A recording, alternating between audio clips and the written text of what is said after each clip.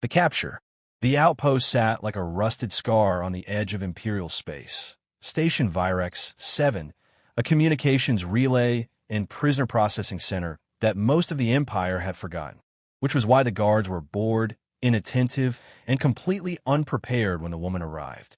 She was found half buried in the snow dunes of Cerex 4, near the station's perimeter. Patrol drones caught her limping toward the outer gates, wrapped in a half-torn survival cloak, blood crusted along her temple, her boots dragging like she'd walked for days. Her hand were raised. She didn't resist. Sergeant Drelv, a grizzled Tarkith officer with too many scars and not enough discipline, ordered her brought in. No ID, no datapad, no weapons. Just a battered combat suit with ancient Terran insignia scorched into the chest plate. A scavenger, maybe a rebel straggler, Drelv muttered, as two guards dragged her into the intake chamber. Strip her. Scan everything. If she so much as coughs, shock her. The woman didn't flinch when they cut her armor off. Her eyes remained steady, cold, piercing green. She didn't blink when they bound her wrists or shoved her into the holding cell. She sat on the metal bench and stared through the glass wall like she was memorizing every bolt. "What's your name?" barked the intake officer, a junior analyst named Torin. She responded quietly. "Sergeant Major Alina Voss, Human Expeditionary Forces." Torin raised a brow. The name didn't ping any recent records. "Never heard of you," he scoffed. "You will," she said simply. 2 days passed. The outpost commander, Captain Varnick, approved extended interrogation protocols. Imperial interrogators came and went. They applied pressure, threats, even neural pain induction. Nothing worked. Alina remained calm. Too calm. She answered few questions, sometimes in riddles, sometimes with silence. She asked for water, a list of names, a data port. Request denied. On the third night, Officer Drell visited her cell alone. "Think you're clever, huh?" He sneered, tapping the shock rod against the glass. "You're just another stubborn ape. We broke your kind already." Alina didn't speak. "You know what this place is?" Drell smirked. "Where the Empire files away garbage no one wants to see again." Alina slowly stood. She was smaller than Drelv, barely reaching his chest, but something in her posture made him step back. "You should have let me freeze," she said. "What did you say? You should have let me die out there." Quietly. "Now it's too late." Drelv stared at her for a moment, confused. Then he laughed, turned, and walked away. "Crazy Terran," he muttered. At 0200 hours, the alarms blared. Containment breach in cell block C. Security systems offline. Varnick stormed the control center. "What's happening?" No visuals from the prisoner's cell. The technician stammered. "Cameras dead. Power systems flickering. One guard unresponsive. Get team in there now." 3 enforcers rushed to cell C. The door was sealed. The override failed. Manual release was triggered. Inside, the cell was empty. The bench overturned. Blood smeared on the wall. One of their own guards lay unconscious, his pulse erratic, a stunned baton missing. The entire block went into lockdown. Varnick screamed for tracking drones, for war droids, for anyone who could find the escaped prisoner. In the shadows of the maintenance corridors, Alina moved like a ghost. She had memorized every patrol route, every blind spot, every delay in the rotating cameras. The Empire had grown lazy, sloppy. They thought her species extinct, defeated, irrelevant. She moved not with desperation, but with precision. This was not escape. This was infiltration. Phase 1. Back in the command room, Torin pulled up a partial file finally downloaded from her suit's damaged data chip. Encrypted at tier black clearance, barely accessible even to military intelligence. He stared at the screen, mouth dry. "Captain Varnick, you need to see this." The image displayed a younger Alina in full combat armor, marked with the emblem of the Specter Corps, Earth's most feared covert unit. Classified, redacted, believed eradicated after the Cernith offensive. Torin read aloud the code words stamped across her file. Operation Eclipse, terminated with extreme prejudice. "She's not a scavenger," he whispered. "She's a ghost." Captain Varnick paled. Outside, alarms continued to scream as systems failed one by one. And somewhere in the station, the woman they had captured, Sergeant Major Alina Voss, was already preparing for the next phase. They thought they had her, but by the time they realized who she really was, it was too late. Echoes of the past. Alina moved through the ventilation shaft like a shadow, every inch of her body pressed tight against the walls. Her breath was steady, heartbeat controlled. Muscle memory did most of the work. She didn't need a map. She could hear the station's rhythms, the hum of generators, the hiss of coolant pipes, the heavy stomp of patrol boots. She was deep in the heart of the Empire now, just where she wanted to be. Above her, chaos unfolded. Alarms kept blaring. Doors jammed open. The security grid was blind in key sectors. No one knew yet how much of it was intentional. Alina had disabled 6 nodes, rerouted 3 surveillance feeds, and planted a data worm into the command subroutine, all while evading detection. She'd had months to plan, years to simmer. The Empire thought she died on Cernith 9, along with the last of the Earth's outer colony defenders. Her team had held the mountain pass against an entire Imperial regiment. 10 soldiers, 100 minutes, no survivors, except her. She'd crawled out of the crater with broken ribs, a shattered comlink, and vengeance stitched into her bones. The Empire's extermination protocols had wiped out half her people, her unit, her family, but not her, not Alina Voss. In the command room, Lieutenant Torrin sat alone at his console, reviewing the decrypted file from Alina's combat suit. His hands trembled as he scrolled through the embedded combat footage, grainy but unmistakable. A human woman, moving like a phantom through a battlefield of fire and smoke, disabling mechs with magnetic grenades, slicing through elite warriors with fluid precision. Torrin zoomed in on a data fragment.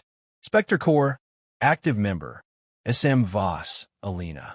Status, MIA, presumed Kia. Clearance, Tier Black. Specter Corps wasn't just a name. It was a warning. The humans had built them as elite counter-invasion specialists, Black Ops commandos trained to dismantle empires from the inside. They operated without support, without extraction, and often without mercy. Torrin tapped the intercom. Captain Varnick, sir. I strongly recommend protocol lockdown. This isn't a standard prisoner. This is Specter Corps. Specter Corps is extinct, Varnick snapped. Then something crawled out of the grave, sir. And it's in our walls. Back in the shaft, Alina reached the relay junction. She slid a panel open, revealing a tangled mass of cables and glowing circuit plates. Her fingers moved quickly, splicing in a slim device pulled from her belt. Custom hardware built from scraps, hidden in her boot heel. Her lifeline. She whispered into it, just once, Spectre 0 online. Awaiting link. No response. Yet, she didn't need confirmation. It would come. As the device hummed to life, a flood of images surged through her memory. Flickers of training back on Mars Command, shared meals in freezing trenches, laughter around oil drum fires, and the final recorded words of her captain during the Cernith fall. If they take us down, let them choke on the price. And choke they would. Meanwhile, the station's systems continued to glitch. Lights flickered. Subroutines rebooted erratically. Officers barked conflicting orders. The command AI, which usually controlled 80% of Virex 7's operations, began stuttering, partially overwritten by Alina's worm. Then came the second breach. Storage Bay 4, sealed for months, blew open. A magnetic charge ripped through the lock. Inside, 3 shock troopers lay unconscious. Their weapons were gone. So were 3 fuel cells and 2 magnetic mines. Varnick stared at the surveillance blackout zones. How is she moving this fast? She's not moving fast, Torrin said grimly. She's moving exactly. Kill her. Now. I don't think we can. Alina dropped down from the shaft into a deserted corridor. She was armed now. 1 plasma sidearm, 1 retractable blade, and improvised explosives. Her Spectre instincts had returned like a second skin. Her goal wasn't escape. It was broadcast. She needed access to the comms tower to send one message to a rogue AI ship hidden in the void. A ship called Red Widow, a relic of the old war, bonded only to her DNA. The moment that signal was sent, the game changed, and the Empire wouldn't be ready. She reached the tower access door. Behind her, footsteps echoed, 3 armored guards. Too late. She turned, eyes cold. One moved. He didn't get a second chance. 2 strikes. 3 bodies. Alina stepped over them, already inputting codes into the tower console. Her voice was low, focused. Authorization, Voss. Package Prime. Operation Eclipse, Phase 2. The console blinked. Transmission ready. Signal strength at 32%. Awaiting satellite alignment. Outside, the star shifted, and somewhere, deep in the black void of space, something ancient and deadly began to stir. The breakout. The transmission was sent. Alina Voss stepped back from the console as the green indicator flashed. Signal delivered. A low hum resonated through the comms tower, the kind of hum that only came from deep space receivers pulling gravity-sensitive packets from light years away. She'd done it. Somewhere out there, Red Widow had heard her. The war wasn't over. It was just beginning again. She turned toward the hallway, just as the tower door hissed open. 5 armed enforcers stormed in, weapons raised. Alina dove sideways, rolling behind a support beam as plasma bolts scorched the air. She moved like instinct, pure, fluid motion. The first grenade bounced once, then detonated in a pulse of concussive light, dropping 2 guards to the floor with cracked visors and ruptured eardrums. The remaining 3 advanced in formation, but she was already behind them. A blade whispered across the throat of one. The other spun too late. Her boot hit his knee, crumpling him to the floor before she silenced him with the butt of her weapon. The last one hesitated. Alina met his eyes. "Go," she said. He ran. In the command center, Captain Varnick watched the biosigns of his team flatline one by one. He clenched the edge of the console, so hard his fingers bled. "She's disabling sections methodically," Terran reported. "Power junctions, access relays, communications nodes. She's not escaping. She's preparing an assault," Varnick growled. "From whom?" "The humans are scattered. Dead." Terran hesitated, then pointed to a data ping on a long-range sensor array. Not all of them. A ship had entered the system. Massive, cloaked, undetectable until now. It moved like nothing in the Empire's registry. No beacon. No registration. No heat signature. "Identify it," Varnick ordered. Terran's voice cracked. I think it's a human AI dreadnought." Varnick laughed bitterly. "Impossible. We purged their fleet. Those machines were destroyed in the early campaigns. Then why is it responding to her signal?" Red Widow slipped into orbit like a predator in fog. Its hull, matte black and bone silent, absorbed every signal thrown at it. Inside, the ship's AI awakened fully for the first time in 3 years. Designation, Widow 01. Bonded operator, Alina Voss. Primary directive, execute Phase 2 of Operation Eclipse. Status, vengeance pending. The ship began to target orbital defense satellites. One by one, they went dark. Inside the station, Alina made her final move. She'd reached the central armory. The lockout system required 2 security cards. She held both, taken from the bodies of the last officers who thought a single human was no threat. The doors slid open, revealing rows of plasma rifles, sonic grenades, fusion charges. She took what she needed. Her combat suit, pieced together from stolen armor and field modifications, was now complete. Energy shield restored. HUD re-enabled. Her Specter insignia glowed faintly on her shoulder. Alina Voss was no longer a prisoner. She was the storm. Varnick ordered full retreat from non-essential sectors. "It's one woman," he shouted. "One human." But his voice was brittle now. His fear bled into every syllable. "She's more than that," Terran said quietly.